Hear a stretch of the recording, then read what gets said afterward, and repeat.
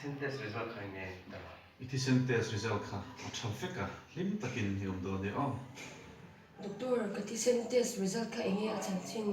iti synthesis result kha traffic a lim takin hiom do ne Wale ka lom tu be.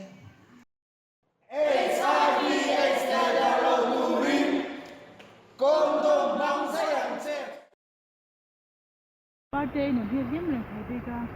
Ya, ui ni mi da ti kan ka pa testi la, ta ku ni la wa. Ro ra.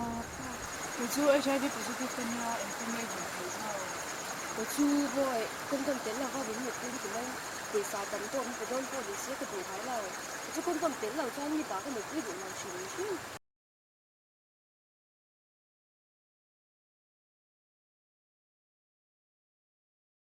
ตั้งแต่วันนี้ HIV ก็ประเทศคือกระโลมไม่ตรงแล้วที่มาก็จะเชื่อหรือเปล่า好的昨天你老朱个朋友了，我说，慢点跑走了，我个可能。